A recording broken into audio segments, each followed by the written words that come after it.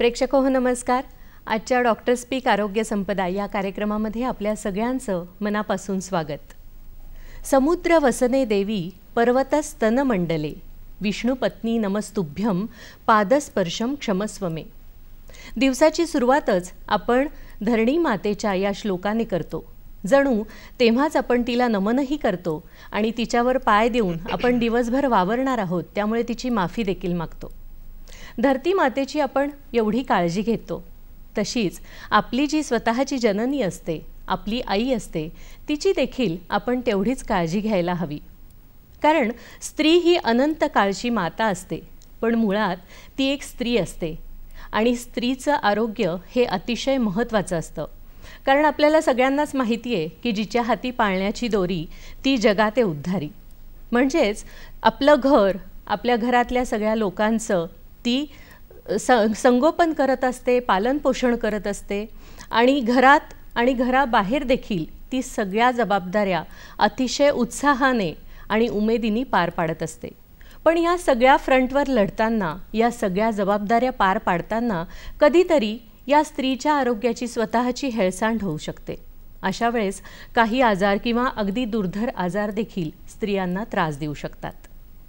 Breast cancer म्हणजेच स्तनांचा कर्करोग हा त्यातलाच एक किचकट आजार आहे आणि बऱ्याच स्त्रियांना या आजाराला सामोरं देखील जावं लागतं.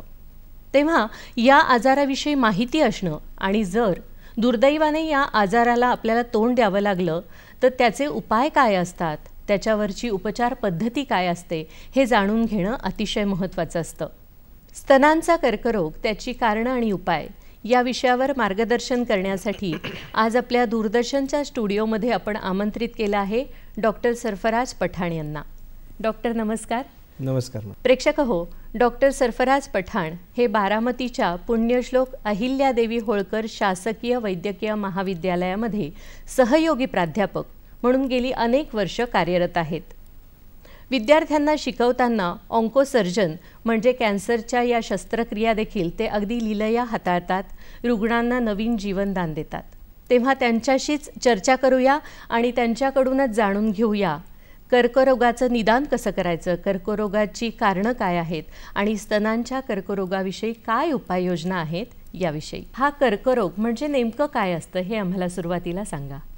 सर्वप्रथम मी माझ्यातर्फे दूरदर्शन चॅनल आणि तुमचं कॅन्सर डेच्या पार्श्वभूमीवर तुम्ही हा अत्यंत योग्य असा ब्रेस्ट कॅन्सर संबंधित कार्यक्रम आयोजित केला त्याबद्दल मी सर्वांचं अभिनंदन करतो.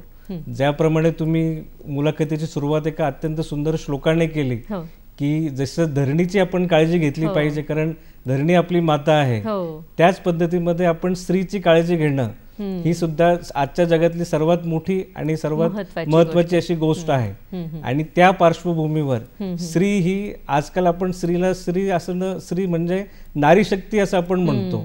आपण जर समाजामध्ये जर पाहिलं तर कमीत कमी 50% पॉप्युलेशन म्हणजे जगाच्या संपूर्ण लोकसंख्येपैकी 50% पॉप्युलेशन ही स्त्रिया आहेत. आणि स्त्रियांची जर काळजी योग्य प्रकारे घेतली गेली तर जसं तुम्ही श्लोकामधून वर्णन केलं तर ती समाजाची काळजी आणि ही होऊ शकते, देशाची काळजी घेतली जाऊ शकते. त्यामुळे स्त्रीची काळजी घेणं हे अत्यंत महत्त्वाचं काम आहे. आणि जसा आपला आजचा विषय आहे की स्तनांचा कर्करोग, त्याची कारणं आणि उपचार पद्धती, तर प्रामुख्याने स्तनांचा कर्करोग हा आजार स्त्रियांमध्ये जास्त प्रमाणामध्ये पाहिला दिसून जातो. येतो. खरं. कारण पुरुषांमध्ये जरी त्याचं प्रमाण असलं तरी ते अत्यल्प आहे. त्यामुळे स्त्रियांमध्ये कर्करोगाचं प्रमाण हे जास्त आहे. आता आपण कर्करोग म्हणजे काय हे सुरुवातीला जाणून घेऊ. की कर्करोग म्हणजे आपण सामान्य भाषेमध्ये किंवा आपण बोली भाषेमध्ये ज्याला गाठ असं म्हणतो, ती गाठ असणं, कुठल्याही प्रकारची शरीरामध्ये गाठ असणं, ह्याला आपण कॅन्सर किंवा आपण गाठीचा आजार असं म्हणतो. आणि तीच गाठ जर एखाद्या स्त्रीच्या स्तनामध्ये निर्माण झाली तर त्या स्त्रीला आपण स्तनांचा गाठीचा आजार किंवा स्तनांचा कर्करोग आहे असं आपण त्यामध्ये म्हणू शकतो.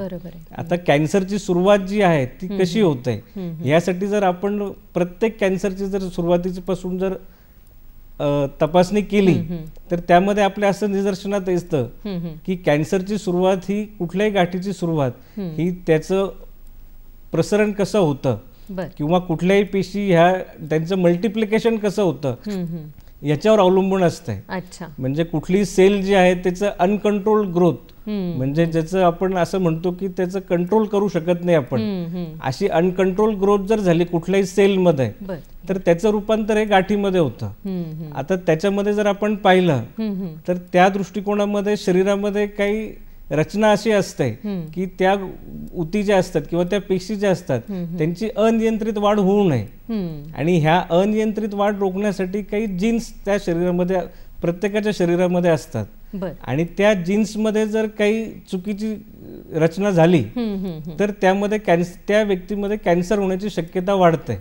आणि अशा चुकीच्या जीन्सची रचना जर त्या स्त्रीमध्ये निर्माण झाली तर त्या स्त्रीमध्ये स्तनाचा कॅन्सर होण्याची किंवा स्तनामध्ये गाठ निर्माण होण्याची शक्यता वाढते आणि ज्याला आपण स्तनाचा कॅन्सर असे म्हणतो किंवा ब्रेस्ट कॅन्सर असं आपण त्याला म्हणतो. डॉक्टर, हा जर आजार आपल्याला होतोय असं स्त्रीला शंका आली तर ती कशी येऊ शकते? म्हणजे स्वतःची स्वतः एक तपासणी म्हणतो आपण किंवा निदान म्हणतो किंवा त्याचं लक्षण काय आहे, तर या संदर्भात आम्हाला मार्गदर्शन करा.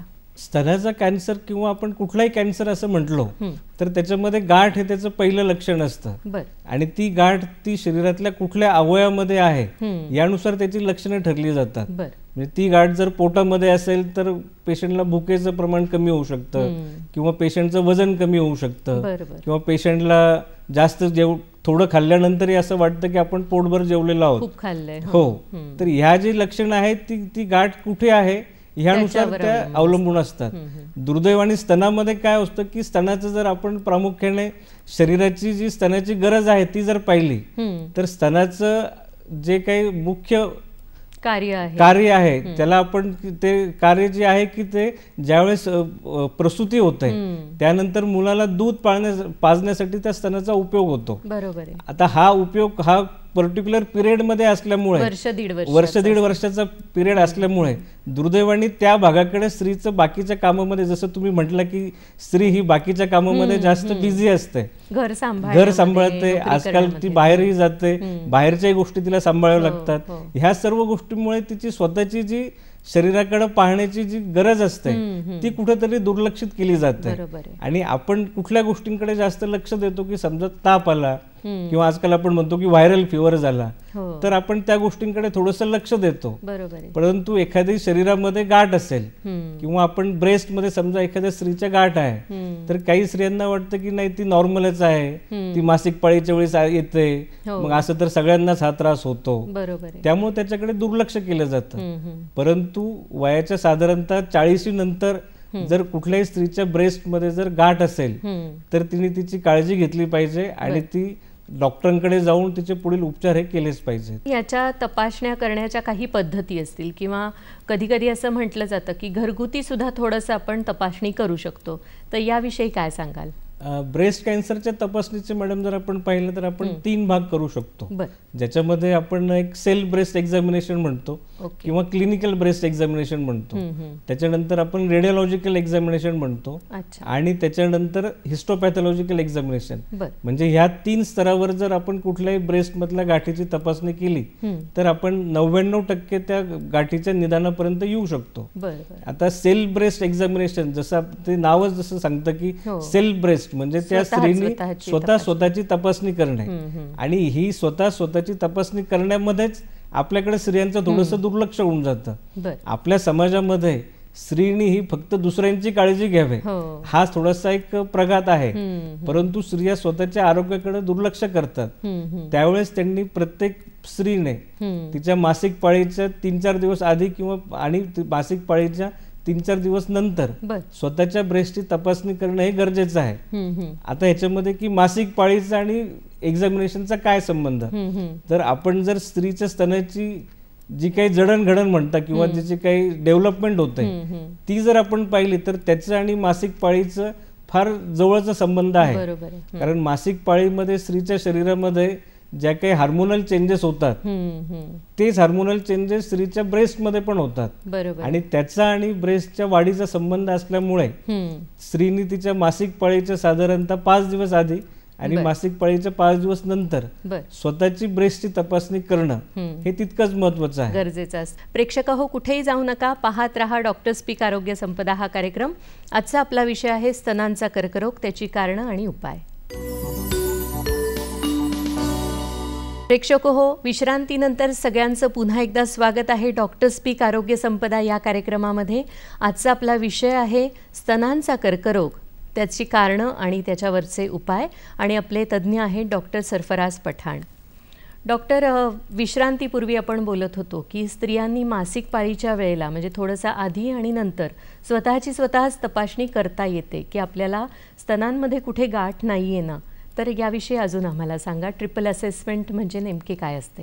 ट्रिपल असेसमेंटमध्ये जसं मी तुम्हाला सांगितलं की आपण त्याची सुरुवात ही सेल्फ ब्रेस्ट एक्झामिनेशनने करतो. सेल्फ ब्रेस्ट म्हणजे पेशंटने किंवा स्त्रीने तिच्या स्तनांची स्वतः तपासणी करणे. कारण पुष्कळदा असं होतं की जे येणारे पेशंट असतात ते वयाच्या 40 नंतर किंवा त्यांना जेव्हा घरात काही काम करत असताना म्हणा किंवा असं जाणवलं की काहीतरी हाताला गाठ लागते, चुकीचं हो, आणि त्यावेळेस नंतर मग ते पेशंट येतात की आम्हाला हे माहीतच नव्हतं किंवा आमच्या हे कधी लक्षातच आलं नाही किंवा अशी काही गाठ असते हे आम्हाला माहीतच नव्हतं. तर हे समाजामध्ये अवेअरनेस निर्माण व्हावा ह्यासाठी ट्रिपल असेसमेंट मधला जो पहिला पार्ट आहे की त्या स्त्रीने स्वतःच्या शरीराची तपासणी स्वतः करणं, स्वपरीक्षण करणं हे गरजेचं आहे. आणि ते स्वपरीक्षण हे मासिक पाळीशी रिलेटेड असल्यामुळं त्याच्या 5 दिवस आधी किंवा 5 दिवस नंतर करणं गरजेचं आहे. त्या स्वपरीक्षणामध्ये कधी कधी निप्पलची जी साईज असते किंवा निप्पलची जी पोझिशन असते ती काहीतरी चेंज झालेली असते किंवा आपण सिमेट्रिकली चेक करू शकतो की दोन्ही साईडचे निप्पलचे पोझिशन्स बरोबर आहेत का, किंवा काही अल्सर झालेला आहे का, काही जखम झालेली आहे का, किंवा काही गाठ लागते का. आणि जर गाठ लागत असेल तर ती गाठ कुठल्या प्रकारची लागते, म्हणजे साधी गाठ लागते का ती अतिशय कठीण प्रकारची गाठ लागते. ह्या सगळ्या ज्या तपासण्या आहेत त्या प्रत्येक स्त्री स्वतः करू शकते. आता पहिला त्याच्यातला जो महत्वाचा पार्ट आहे की हे सेल्फ असेसमेंट का, कारण आजही आपल्याकडे असं आहे की जरी आपण शैक्षणिक दृष्ट्या थोडंसं पुढे गेलेलो असलो तरी प्रत्येकाची काळजी आणि त्याप्रमाणे जर आपण पाहिलं की प्रायव्हसीच्या नावाखाली कधी कधी ह्या शिकलेल्या स्त्रिया म्हणा किंवा उच्च शिक्षित स्त्रिया सुद्धा हा आजार लपवून ठेवतात, हेजिटेशन असतं थोडंसं, आणि तो आजार लपवला जातो. आणि कॅन्सर मध्ये किंवा कुठल्याही आजारामध्ये त्याचं निदान जेवढं लवकर होईल त्याचे चांगले रिझल्ट आपल्याला त्याप्रमाणे मिळण्याचे चान्सेस वाढतात. त्यामुळेच असेसमेंट मधला हा प्रायमरी इम्पॉर्टंट पार्ट आहे की सेल्फ ब्रेस्ट एक्झामिनेशन, स्वपरीक्षण करणं. आता एखाद्या स्त्रीला स्वपरीक्षण केल्यानंतर जर तिच्या लक्षात आलं की आपल्या ब्रेस्टमध्ये काहीतरी गाठ लागते तर तिने त्या तज्ञ डॉक्टरांकडून जाऊन त्याची तपासणी करणं गरजेचं आहे. आता ती स्त्री ज्यावेळेस ती त्या तज्ञ डॉक्टरांकडे जाते त्यावेळेस तज्ञ डॉक्टर सुद्धा त्याचं क्लिनिकल एक्झामिनेशन करतात. म्हणजे ते सुद्धा आधी तिला परीक्षण करून पाहतात की गाठ लागते का, ती कुठल्या भागामध्ये आहे, तिचं प्रमाण कसं आहे, गाठी आहेत तर त्या किती प्रमाणामध्ये आहेत. एकच गाठ असेल तर तिचा आपण ज्याला फील म्हणतो की जी अशीचे जास्त कडक लागते, किंवा काही काही पेशंट आमच्याकडे येऊन सांगतात की गाठ अशी दगडासारखी लागते. तर ह्या ज्या गोष्टी आहेत त्या डॉक्टर स्वतः आधी चेक करतात. That is the part of the self examination part. आणि त्याच्यानंतर जो पुढचा पार्ट आहे की आपण त्याच्या काही तपासण्या करतो. आता तपासण्या करण्यामध्ये 2 प्रकारच्या तपासण्या असतात. आपण त्याचे रेडिओलॉजिकल टेस्ट करू शकतो आणि हिस्टॉलॉजिकल टेस्ट करू शकतो. तर ट्रिपल असेसमेंट मध्ये सेकंड पार्ट जो आहे त्याच्यामध्ये आपण तिचं रेडिओलॉजिकल एक्झामिनेशन करतो. आता पूर्वीच्या काळी आपण वयाच्या 35 मधल्या स्त्रिया असतील तर त्यांच्यामध्ये आपण मॅमोग्राफी करत नव्हतो, आणि वयाच्या 35 नंतर किंवा वयाच्या 40 नंतरच्या स्त्रियांमध्ये आपण मॅमोग्राफी ऍडवाइस करतो. मॅमोग्राफी म्हणजे पूर्वी स्तनांचे एक्सरेचा जो प्रकार आहे तो आपण त्याच्यामध्ये करायचो, की एक्सरे केल्यानंतर त्याच्यामध्ये ते जर काही गाठ असेल, त्या गाठमध्ये जर जसं मी तुम्हाला म्हटलं की स्टोनी हार्ट म्हणजे अगदी दगडासारखी झाली असेल तर ती गाठ जी आहे ती त्या एक्सरे मध्ये दिसू शकते. परंतु काय की स्त्रियांचं जे शरीर आहे त्याच्यामध्ये जे काही हार्मोनल चेंजेस होतात त्याच्यामुळे कधी कधी ते मॅमोग्राफीवर पिकअप करणं किंवा आपण ते मॅमोग्राफीवर आपल्याला दिसणं हे कधी कधी अवघड होऊन जातं. आणि त्यामुळं आपण काय करतो की हल्ली आता मॅमोग्राफी न करता सोनोमॅमोग्राफी म्हणजे जी सोनोग्राफी आहे ती करणं. मॅमोग्राफी मध्ये दुसरा एक प्रकार जो आहे की म्हणजे ज्याचे आपण त्याला ड्रॉबॅक्स असं म्हणू, की आपण त्याला रेडिएशन द्यावं लागतं, आणि कधी कधी रेडिएशन हे सुद्धा एक कॅन्सरचं कॉज होऊ शकतं. आणि ते अवॉइड करण्यासाठी आता आपण सोनोमॅमोग्राफी करतो, म्हणजे दोन्ही स्तनांची आपण सोनोग्राफी करतो आणि त्याच्यामध्ये आपल्याला कळतं की काही गाठ आहे का. आता त्या गाठीमध्ये पण बऱ्याच प्रकार असतात, की काही गाठी फक्त ह्या पाण्याच्या गाठी असतात आणि काही गाठी ह्या प्रॉपर गाठ झाल्यामुळे अशा हार्ड झालेल्या असतात. तर ह्या कुठल्या प्रकारच्या गाठी आहेत ते आपल्याला त्या सोनोग्राफीमध्ये समजतं. आणि सोनोग्राफीमध्ये समजल्यानंतर जसं ट्रिपल असेसमेंट मधला थर्ड पार्ट आहे, की दुर्दैवाने आपल्याकडे काय झालेलं आहे मॅडम, की कुठल्याही पेशंटमध्ये जर गाठ आली तर कधी कधी पेशंट स्वतः डायग्नोसिस करतात की ही कॅन्सरची गाठ आहे, आणि मग ते घाबरून जातात. आणि कधी कधी घाबरून गेल्यामुळे काय होतं की मग पेशंट त्याचा पुढचा जो काही ट्रीटमेंटचा पार्ट आहे तो करत नाही, किंवा मग पेशंट त्याच्याकडे दुर्लक्ष करतो. आणि पेशंट जर समजा त्यांनी कुणाला दाखवलं तर ते डॉक्टरांचं असं म्हणणं पडतं की ती 90% 99% कॅन्सरची गाठ आहे. परंतु मला इथं मुद्दाम प्रेक्षकांना प्रकर्षाने सांगावंसं वाटतं की कुठल्याही कॅन्सरचा आजार हा जोपर्यंत आपण दुर्बिणीखाली त्या कॅन्सरचा पार्ट काढून चेक करत नाही तोपर्यंत आपण तो कॅन्सर आहे का नाही आहे हे सांगू शकत नाही. बरोबर आहे. मी तुम्हाला हे मुद्दाम सांगतोय कारण आपल्याकडे असं होतं की काही काही गोष्टी ह्या आपण समजून घेतो की नाही आता हाच आजार झालेला आहे, आणि त्याच्यामध्ये जो आपण गोल्डन पिरियड म्हणतो की ज्या पिरियडमध्ये जर आपण त्या पेशंटची जर ट्रीटमेंट केली तर त्या पेशंटमध्ये रिझल्ट चांगले मिळतात, तो लॉस्ट होतो. आणि तो लॉस्ट होऊ नये म्हणून जोपर्यंत आपण त्या गाठीची दुर्बिणीखाली तपासणी करत नाही, ज्याला आपण हिस्टोपॅथॉलॉजी म्हणतो, ती जोपर्यंत होत नाही आणि त्याच्यामध्ये जोपर्यंत कॅन्सर आहे असं निदान होत नाही तोपर्यंत आपण कन्फर्म सांगू शकत नाही की हा कॅन्सर आहे, कर्करोग झालाय किंवा स्तनांचा कर्करोग झालाय. तर यामध्ये ट्रिपल असेसमेंट मध्ये तिसरा महत्वाचा पार्ट आहे की त्याचं हिस्टोलॉजिकल डायग्नोसिस करणे. आता हिस्टोलॉजिकल डायग्नोसिस करणं म्हणजे कधी कधी पेशंटला वाटतं की नाही आपल्याला फार मोठं ऑपरेशन करायचं आहे, तर ते तसंही नाहीये. त्याच्यामध्ये सुद्धा दोन प्रकारे आपण तपासणी करू शकतो, ज्याला फाईन निडल ऍस्पिरेशन सायटोलॉजी म्हणजे FNAC असं म्हणतात, आणि ट्रूकट बायोप्सी म्हणजे FNACचाच प्रकार आहे पण थोडासा आपण त्याच्यामध्ये तुकडा जास्त मोठ्या प्रमाणात काढला जातो. आणि ही प्रोसिजर जी आहे ही डे केअर प्रोसिजर आहे, अगदी आपण कुठल्याही OPD मध्ये जाऊन अर्ध्या तासामध्ये ही प्रोसिजर करू शकतो. याच्यामध्ये कुठल्याही प्रकारची भूल देण्याची पेशंटला गरज नसते. हे सगळं सांगण्याचं कारण काय की पेशंट ला जे स्तनाचा जो कर्करोग आहे त्याचं 50% डायग्नोसिस हे त्या स्त्रीने केलेलं असतं की तिच्या स्तनामध्ये काहीतरी गाठ आहे. उरलेलं जे काम आहे ते आपण गाठ आहे आणि आपण त्याचं ते तपासणी करणं हे महत्वाचं आहे तज्ञांच्या मार्गदर्शनाखाली. आणि तिथेच पेशंट घाबरून जातो सुरुवातीलाच की नाही मला ऑपरेशन करायला सांगितलंय, तर बायोप्सी करणं हा ऑपरेशन नाहीये तर ही एक टेस्ट आहे. त्या टेस्ट मध्ये जर निदान झालं आणि ह्या ट्रिपल टेस्ट मध्ये जर पॉझिटिव्ह गोष्टी आढळल्या तर त्या स्त्रीला आपण कर्करोग झाला असं म्हणू शकतो. मग या वेगवेगळ्या तपासण्या झाल्यावर जर असं निदान झालं, लक्षात आलं की या स्त्रीला स्तनांचा कर्करोग आहे किंवा गाठ ही मॅलिग्नंट आहे, तर मग त्याच्यावरचे काय उपाय तुम्ही सांगता किंवा उपचार पद्धती काय सांगता?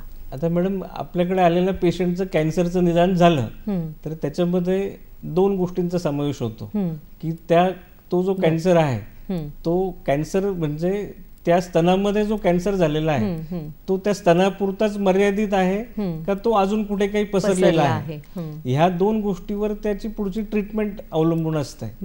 तर ह्या दोन गोष्टी चेक करण्यासाठी आपल्याला काही अजून तपासण्या कराव्या लागतात.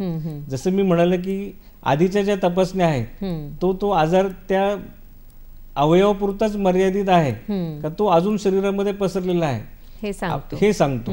आता बाकीच्या ज्या तपासण्या आहेत म्हणजे ज्याच्यामध्ये आपण पेट स्कॅन करू शकतो की त्याच्यामध्ये तो आपल्या शरीराच्या त्या अवयवापासून इतर दूरच्या अवयवापर्यंत पसरलेला आहे का, ज्याला आपण डिस्टन्स मेटास्टेसिस असं म्हणतो, की तो अवयव सोडून तो दुसऱ्या अवयवामध्ये पसरलेला आहे हे पाहणं गरजेचं असतं. त्यासाठी आपण पेट स्कॅन करतो. आता तो अवयवामध्ये पसरलेला आहे का नाही आहे हे पाहणं जर का गरजेचं असेल तर त्याचं कारण आहे की त्याची पुढची संपूर्ण जी काही उपचार पद्धती आहे ती त्याच्यावर अवलंबून आहे. म्हणजे तो कॅन्सर कुठल्या स्टेजला आहे हे पण आपल्याला लक्षात येऊ म्हणजे आपण पेशंटच्याच भाषेत सांगायचं तर काही पेशंट डायग्नोसिस करून टाकतात की हा 3rd स्टेजचा आजार आहे, हा 4th स्टेजचा आजार आहे, तो आता बरा होणार नाही, आणि मग आपण काही अल्टरनेटिव्ह पॅथीकडे जातो. प्रेक्षक हो, खूप इंटरेस्टिंग माहिती आपले आजचे डॉक्टर देत आहेत स्तनांच्या कॅन्सरविषयी, स्तनांच्या कर्करोगाविषयी. कुठेही जाऊ नका, पाहत रहा डॉक्टर स्पीक आरोग्य संपदा हा कार्यक्रम. भेटूया छोट्याशा विश्रांतीनंतर. प्रेक्षक हो, विश्रांतीनंतर पुन्हा एकदा आपल्या सगळ्यांचं स्वागत आहे डॉक्टर स्पीक आरोग्य संपदा या कार्यक्रमामध्ये. आजचा आपला विषय आहे स्तनांचा कर्करोग, त्याची कारणं आणि उपाय, आणि आपले तज्ज्ञ आहेत डॉक्टर सरफराज पठाण. डॉक्टर, आपण वेगवेगळ्या स्कॅनविषयी माहिती घेतली किंवा ह्याचं निदान झाल्यावर उपचार पद्धती कशी असावी याच्याविषयी आपण मार्गदर्शन करत होतात, तर ते अजून काय सांगाल? पेट स्कॅन बद्दल आपण बोलत होतो की पेट स्कॅन मध्ये तो कॅन्सर जो आहे तो त्या स्तनामध्ये तर असेलच, परंतु त्या व्यतिरिक्त तो इतर कुठल्या अवयवामध्ये पसरलेला आहे. आता कुठल्या अवयवामध्ये म्हणजे तो काही ब्रेन मध्ये पसरलेला आहे, तो लिव्हर मध्ये पसरलेला आहे किंवा तो हाडांमध्ये पसरलेला आहे, याचं निदान त्या पेट स्कॅन मध्ये केलं जातं. आणि हे सर्व जे रिपोर्ट्स आहेत म्हणजे आपण जे काही ट्रिपल असेसमेंट टेस्ट म्हणतो, त्याच्यानंतर आपण जे काही पेट स्कॅन म्हणतो, काही आपण त्याच्यामध्ये ब्लड इन्व्हेस्टिगेशन्स करतो की पेशंटला काही डायबिटीस आहे, पेशंटला काही हायपरटेन्शन आहे, काही ईसीजी मध्ये चेंजेस आहेत. आता ह्या सर्व गोष्टी झाल्या आणि आपल्याला असं लक्षात आलं की एकतर कॅन्सरचा आजार हा फक्त त्या अवयवापुरता मर्यादित आहे किंवा तो अवयवामध्ये पण आहे आणि तो इतर ठिकाणी पसरलेला आहे. तर ह्या दोन्ही गोष्टीवर पुढची ट्रीटमेंट काय करायची हे अवलंबून राहतं. आता कॅन्सरच्या ब्रेस्ट कॅन्सरच्या ट्रीटमेंटमध्ये प्रामुख्याने आपण त्याचे 3 पार्ट करू शकतो. एक तर आपण त्याच्यामध्ये सर्जरी करू शकतो, दुसरं आपण त्याच्यामध्ये किमोथेरपी देऊ शकतो, तिसरं त्याच्यामध्ये आपण हार्मोनल थेरपी देऊ शकतो, आणि त्याच्यामध्ये चौथं आपण त्याच्यामध्ये रेडिएशन थेरपी देऊ शकतो. तर दुर्दैवाने असं होतं की ज्यावेळेस पेशंटचं आता पहिल्यांदा असं झालंय की पेशंटने ते डायग्नोसिस झालं की पेशंटला कॅन्सरचा आजार आहे. आता पेशंट याच्यामध्ये कन्फ्युजन मध्ये जातात की आपल्याला नक्की कुठली ट्रीटमेंट करायची, आणि त्या ठिकाणीच मला वाटतं की योग्य मार्गदर्शन पेशंटला मिळणं हे महत्वाचं असतं, तज्ञांचा सल्ला मिळणं महत्वाचं असतं. हल्ली ह्या सर्व गोष्टी टाळण्यासाठी काही ठिकाणी ट्युमर बोर्डची व्यवस्था केलेली आहे. म्हणजे ट्युमर बोर्ड म्हणजे त्या ठिकाणी एकाच ठिकाणी तुम्हाला कॅन्सर तज्ञ पण अवेलेबल असतात की जे ऑपरेशन करतात, जे किमोथेरपी देतात, जे रेडिएशन देतात, आणि ते 4ही डॉक्टर मिळून त्या पेशंटची डिटेल हिस्ट्री चेक करतात, स्टडी करतात, आणि मग त्याचं जे काही कंबाईन ओपिनियन असतं ते पेशंटला एकाच ठिकाणी दिलं जातं. हे सांगणं ह्याच्यासाठी महत्वाचं आहे की पेशंट प्रत्येक वेळेस कसं होतं की काही सर्जनकडे गेला तर ते म्हणतात की ऑपरेशन करा, आपण ऑन्कोफिजिशियनकडे गेलो तर असं होतं की नाही आधी आपण किमोथेरपी देऊन पाहू, मग ती गाठची साईज थोडीशी कमी होईल, मग ऑपरेशन करा. आणि ह्याच्यामध्ये कन्फ्युजन पेशंटचं असं होतं की आपण नक्की काय करायला पाहिजे. तर ह्या सगळ्या गोष्टी टाळण्यासाठी ट्युमर बोर्ड हे बऱ्याच हॉस्पिटलमध्ये आता उपलब्ध सुविधा आहे, त्या ठिकाणी आपल्याला योग्य मार्गदर्शन मिळतं. आता ऑपरेशनचा जो पार्ट आहे त्याच्यामध्ये आता ऑपरेशन जर कुठल्या कुठल्या प्रकारचे करायचे असं आपण विचारलं तर त्याच्यामध्ये प्रामुख्याने पूर्ण स्तन आपण काढून टाकतो. त्याच्यामध्ये आपण त्याला मॅस्टेक्टॉमी म्हणतात, ज्याला आपण अजून ऍडव्हान्स स्टेजमध्ये मॉडिफाईड रॅडिकल मॅस्टेक्टॉमी केली जाते. म्हणजे पूर्ण स्तन आणि त्याचा जो लिम्फॅटिक ड्रेनेज असतो, लिम्फॅटिक ड्रेनेज म्हणजे ज्याला काही आपल्या आर्मपिट्स असतात त्याच्यामध्ये काही गाठी निर्माण होतात कॅन्सर मुळे, तर त्या ऑपरेशन मध्ये त्या काढल्या जातात.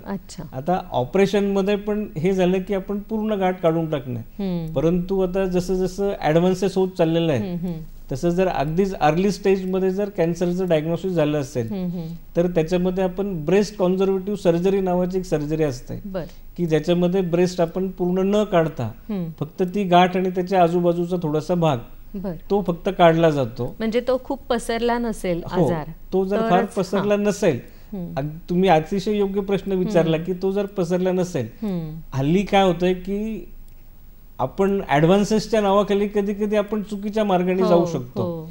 जर तो फार जास्त पसरलेला नसेल असं जर आपलं निदान झालं तरच आपण ब्रेस्ट कॉन्झर्वेटिव्ह सर्जरीच्या पर्याय निवडला गेला पाहिजे. जर ती गाठ जर मोठी असेल किंवा त्या गाठीचं गाठ मोठी म्हणजे आपण त्या प्रामुख्याने दोन गोष्टी पाहतो की ब्रेस्टची साईज आणि गाठची साईज याच्यामध्ये किती कंपॅरिझन आहे, त्यानुसार त्याची ट्रीटमेंट ठरवली जाते. जर ती गाठ मोठी असेल तर मग ती पूर्ण ब्रेस्ट काढून टाकणे आणि विथ लिम्फॅटिक डिसेक्शन म्हणजे ज्या गाठी असतात त्या काढून टाकणे असं आपण त्याच्यामध्ये करू शकतो.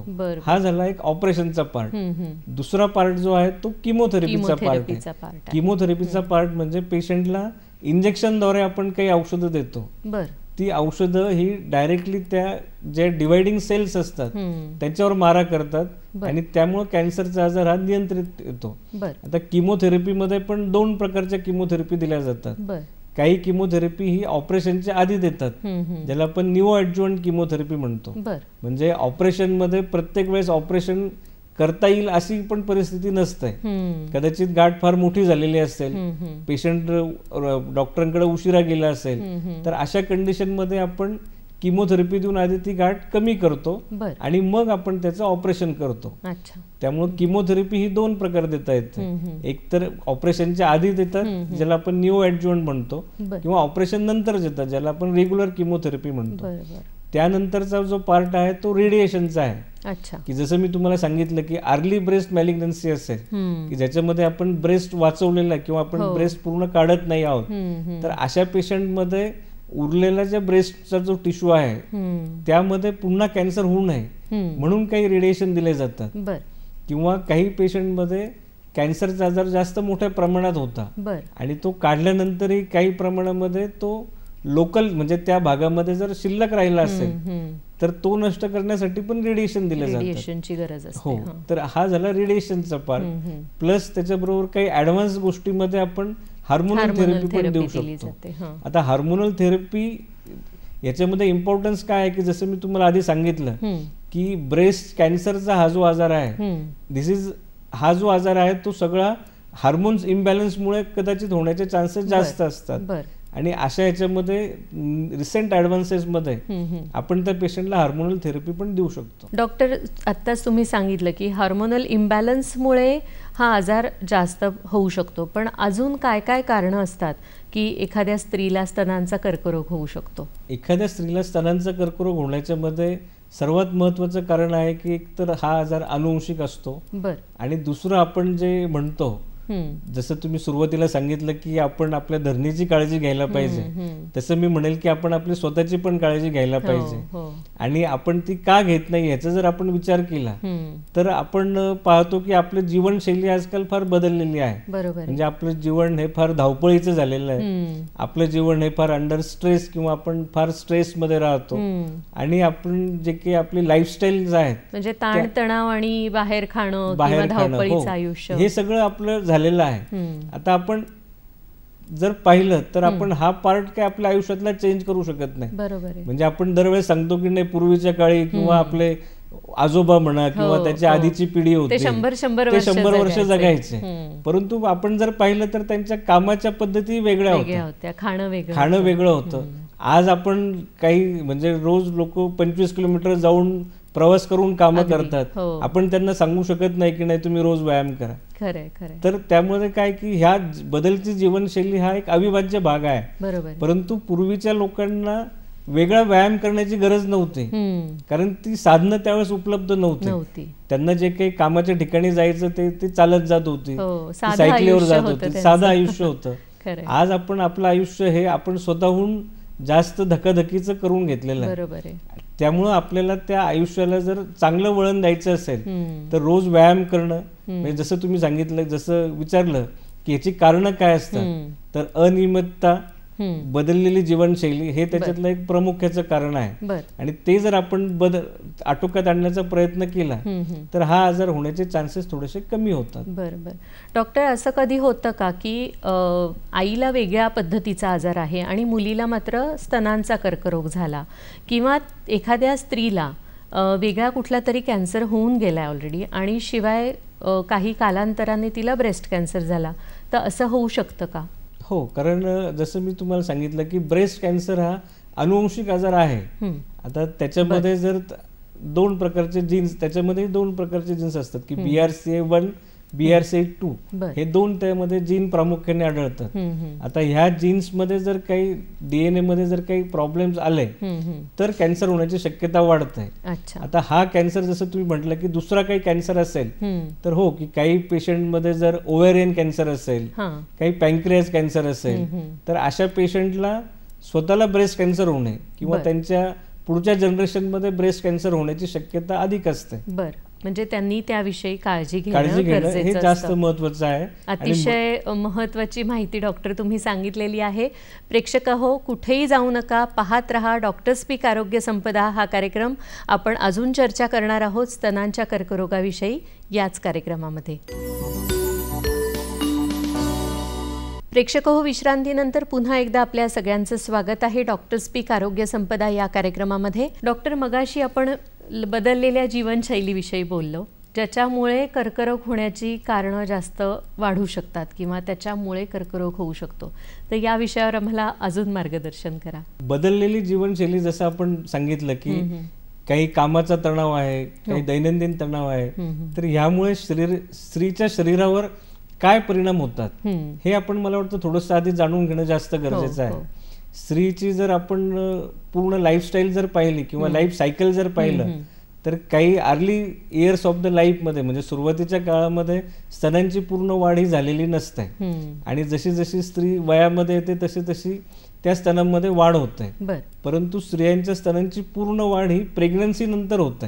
आता हे सांगण्याचं कारण असं आहे की स्त्रीच्या शरीरामध्ये जे दोन प्रामुख्याने हार्मोन अफेक्ट करतात, ज्याला आपण इस्ट्रोजन आणि प्रोजेस्टेरॉन म्हणतो, त्या दोन हार्मोन्समुळे स्त्रीच्या स्तनांमध्ये बरेचसे बदल होतात आणि ह्या हार्मोनल इम्बॅलन्समुळे त्याच्यामध्ये जर जास्त प्रमाणामध्ये बदल झाले तर त्या स्त्रीला कॅन्सरचा धोका होण्याची शक्यता वाढते.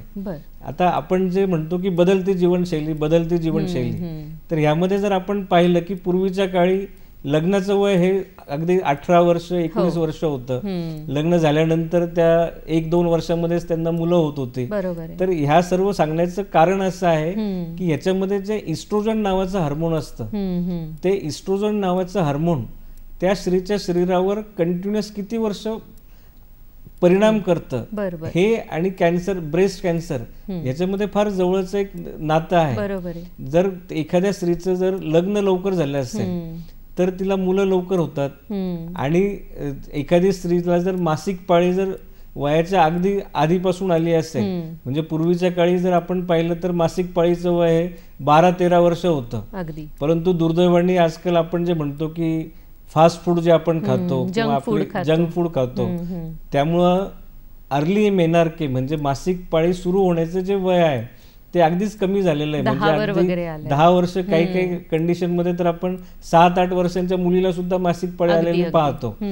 तर मासिक पाळी ज्यावेळेस आपल्याला चालू होते याचा अर्थ इस्ट्रोजन हार्मोन आपल्या शरीरावर ऍक्शन चालू झालेली आहे, जास्त प्रमाणात झालेली आहे.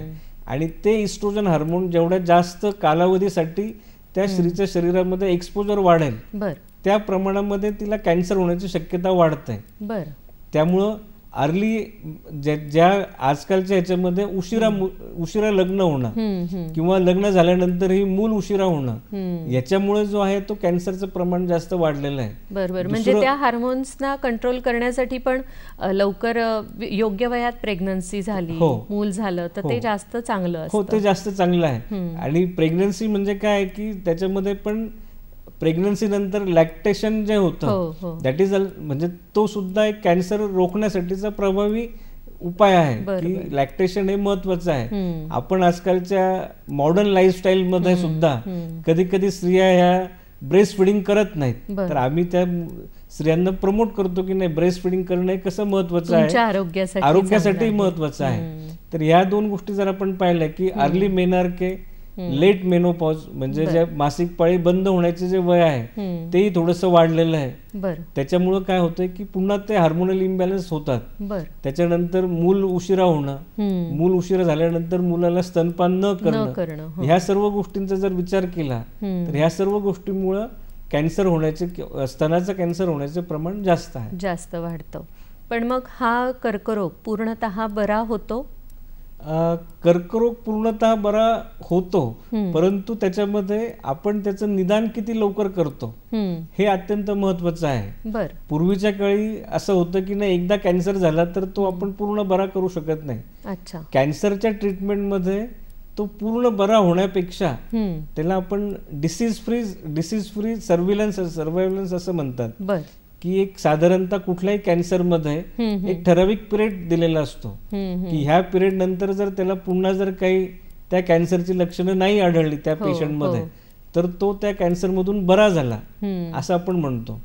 त्यामुळे जर आपण योग्य प्रकारे अगदी सुरुवातीच्या काळामध्ये कॅन्सरचं निदान केलं आणि त्याला जे काही ट्रीटमेंट मोडॅलिटीज आहेत, म्हणजे ऑपरेशन आहे, किमोथेरपी आहे, रेडिएशन आहे, या सर्व गोष्टी जर वेळोवेळी घेतल्या आणि त्याचबरोबर फक्त ट्रीटमेंटही नाही तर ऑपरेशन नंतर किंवा ट्रीटमेंट नंतर ज्या काही आपल्याला तपासण्या करायच्या असतात त्या आपण वेळोवेळी केल्या तर आपण ह्याच्यामधून नक्कीच बरे होऊ शकतो. म्हणजे थोडक्यात स्त्रीने स्वतःच्या आरोग्याविषयी सजग राहणं आणि विशेषतः अशा अलार्मिंग सिच्युएशनच्या वेळेला तर तिने अगदीच स्वतःकडे लक्ष देणं खूप आरोग्यासाठी महत्त्वाचं आहे तिच्या. डॉक्टर, एखाद्या स्त्रीचं स्तनांच्या कॅन्सरचं ऑपरेशन झालं समजा, तर बरेचदा तिचा तो भाग काढून टाकावा लागतो. मग अशा वेळेला स्त्रियांना मानसिक पण खूप ताणाखालून जावं लागतं, किंवा एक आपण म्हणतो ना की आता माझ्या शरीरात काहीतरी गडबड झालेली आहे किंवा एक सौंदर्याचा भाग माझा कमी झालेला आहे. तर अशा स्त्रियांना तुम्ही कसं मार्गदर्शन करता की त्यांचं मानसिक आणि शारीरिक संतुलन सांभाळलं जाईल, किंवा त्यांच्या नातेवाईकांना काय सांगाल? आज आपण जे काही म्हणतो की आपलं बदलते जीवनशैली, लाईफस्टाईल चेंज झालेलं आहे आणि आपण थोडंसं सेल्फ ॲडमायरेशन कडे जास्त आहोत. तर ह्या सर्व गोष्टींमध्ये आम्ही म्हणजे नेहमी मी पेशंटला एक उदाहरण देतो की जर तुम्ही हॉलिवूड स्टार ऐकली असेल, म्हणजे अँजेलिना नावाची, तर ती जगातली हॉलिवूड मधली अत्यंत उच्च दर्जाची अभिनेत्री आहे, लाडकी अभिनेत्री आहे. तिची जर तुम्ही हिस्ट्री पाहिली तर त्या स्त्रीला सुद्धा तिच्यामध्ये BRCA1 कॅन्सरचे जीन्सचं प्रमाण असल्यामुळे तिने तिच्या दोन्ही ब्रेस्टची सर्जरी करून घेतली आणि दोन्ही ब्रेस्टची मॅस्टेक्टॉमी झालेली आहे. त्यामुळे मला सांगायचं असं मी मुद्दाम सांगावंसं वाटतं की आपण म्हणजे स्त्रिया ज्या सांगतात की नाही हे सौंदर्याचा भाग आहे किंवा हे आम्हाला थोडंसं कमीपणाचं आहे किंवा समाजामध्ये आम्हाला लोक काय म्हणतील, तर मला असं वाटतं की याच्यामध्ये थोडासा भीतीचा भाग जास्त आहे आणि तो भीतीचा भाग टाळण्यासाठी स्त्रिया कधी कधी अशी कारणं देऊ शकतात. परंतु असे कुठलंही कारण न देता जर आपण त्या गोष्टीमध्ये जर ऑपरेशन जर असेल तर ऑपरेशन जर केलं तर तुम्ही जे म्हटलं की सौंदर्य कमी होतं किंवा लाईफस्टाईल कमी होतंय, तर तसं न होता कॅन्सरमध्ये सुद्धा दोन गोष्टीचा आपण प्रामुख्याने विचार करतो की तुम्ही डिसीज फ्री आहात का आणि तुमचं क्वालिटी ऑफ लाईफ कसं आहे, निरोगी आयुष्य. म्हणजे तुम्ही एखादा आजार घेऊन जगणं आणि तुम्ही निरोगी आयुष्य जगणं, ह्यामध्ये अगदीच जमीन आसमानाचा फरक आहे. खूपच मोलाचा सल्ला दिलेला आहे. प्रेक्षक हो, या ठिकाणी आपण एक छोटीशी विश्रांती घेणार आहोत. पाहत रहा डॉक्टर स्पीक आरोग्य संपदा हा कार्यक्रम. प्रेक्षक हो, विश्रांतीनंतर पुन्हा एकदा आपल्या सगळ्यांचं स्वागत आहे डॉक्टर स्पीक आरोग्य संपदा या कार्यक्रमामध्ये. आजचा आपला विषय आहे स्तनांचा कर्करोग, त्याची कारणं आणि उपाययोजना, आणि आपले तज्ज्ञ आहेत डॉक्टर सरफराज पठाण. डॉक्टर, आपण बऱ्याच विषयांवर, बऱ्याच मुद्द्यांवर प्रकाश टाकलेला आहे आणि स्तनांचा कर्करोग का होतो, त्याची कारणं, उपाय, लक्षणं सगळं आपण डिस्कशन केलं. पण जागतिक पातळीवर क्लोज द कॅन्सर गॅप अशी जी एक संकल्पना आहे तर ती काय आहे, नव्याने जी आलेली आहे? तर जागतिक पातळीवर जसं मी तुम्हाला सुरुवातीला सांगितलं की WHO म्हणजे वर्ल्ड हेल्थ ऑर्गनायझेशन हे कॅन्सरचं प्रमाण कमी करण्यासाठी कंटिन्युअसली काम करतं आणि ते दरवर्षी 4 फेब्रुवारी हा जागतिक कॅन्सर दिन म्हणून ते साजरा केला जातो. आणि त्या 4 फेब्रुवारीला दरवर्षी कॅन्सरचं उच्चाटन करणं किंवा तो कॅन्सर समूळ समूळ नाश करणं, करणं किंवा त्याला कंट्रोलमध्ये ठेवणं, यासाठी काही उपाययोजना ह्या जागतिक पातळीवर आखल्या जातात. बरोबर आहे. आणि त्या दृष्टीने दरवर्षी एक थीम ठरवली जाते. अच्छा. तर 2022 ते 2024 या 2 वर्षाच्या कालावधीसाठी close the cancer gap he theme WHO ने ठेवलेली आहे. आता क्लोज द कॅन्सर गॅप म्हणजे काय, जसं मी तुम्हाला सांगितलं की आपल्या पूर्ण जगाचा जर आपण विचार केला तर काही कंट्रीज ह्या फार डेव्हलप कंट्रीज आहेत आणि काही कंट्रीज ह्या फार अंडर डेव्हलप कंट्रीज आहेत. तर हा जो गॅप आहे, परंतु जर आपण विचार केला की आजार जो आहे तो माणसाच्या आर्थिक किंवा सामाजिक स्तरावर न येता हा आजार हा प्रत्येकाला स्वाभाविकच सारखाच असतो. त्यामुळे त्याची उपचार पद्धती सारखीच असली पाहिजे, हा एक विचार हा संपूर्ण जगामध्ये थोडासा पुढे येत आहे. आणि त्या दृष्टीनेच क्लोज द कॅन्सर गॅप ही संकल्पना आहे. क्लोज द कॅन्सर गॅप म्हणजे ज्या काही ट्रीटमेंट ह्या डेव्हलप कंट्रीज मध्ये पेशंटला मिळतात त्याच ट्रीटमेंटच्या ज्या पार्ट आहे तो अंडर डेव्हलप कंट्रीज मध्ये मिळावा.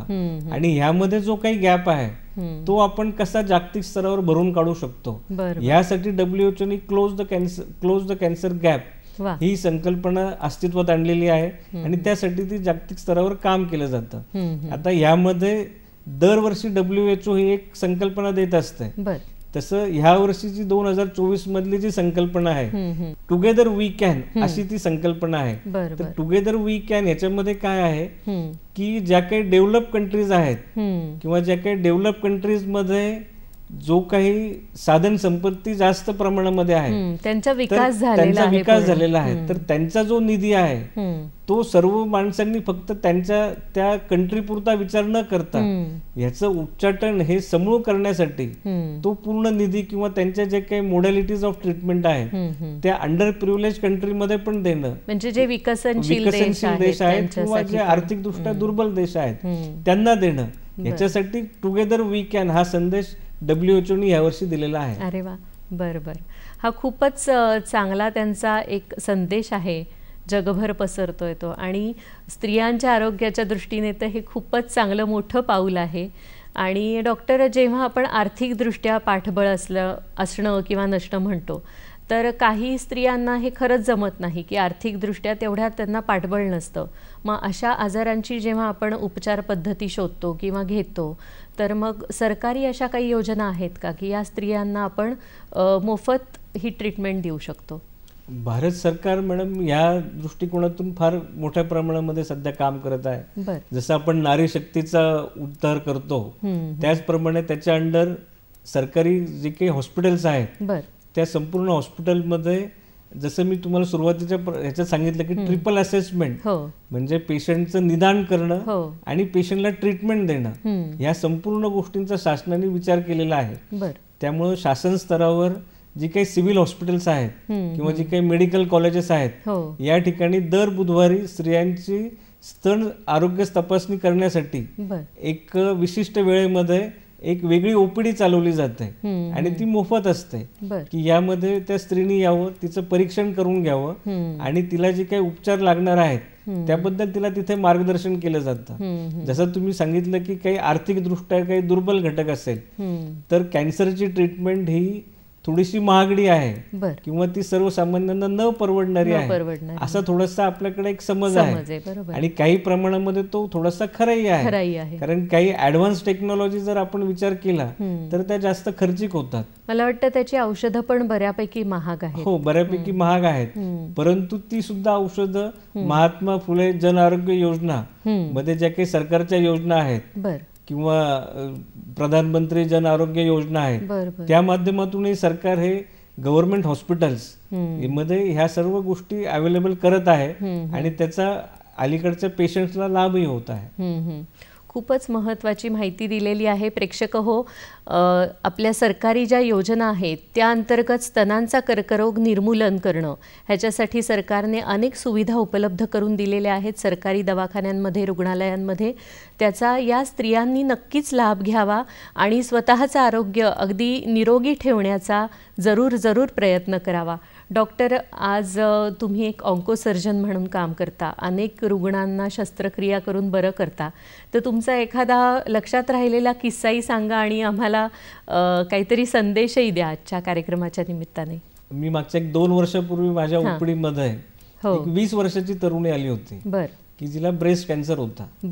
दुर्दैवाने म्हणा तर ती तरुणी शिक्षित होती, परंतु काय की जसं आपण सगळं जो काय आपण संवाद साधला त्याच्यामध्ये आपल्या असं लक्षात आलंय की काही स्त्रिया ह्या काही कारणास्तव त्याची ट्रीटमेंट दुर्लक्ष करतात आणि त्यामुळे त्या स्त्री म्हणजे त्या पेशंटनी ती अवघ्या वयाच्या 20व्या वर्षी तिला कॅन्सर झाला होता, परंतु तिने त्याच्याकडे दुर्लक्ष केलं आणि तिची ट्रीटमेंट घेतली नाही आणि त्यामुळे तो आजार हा जास्त पसरला.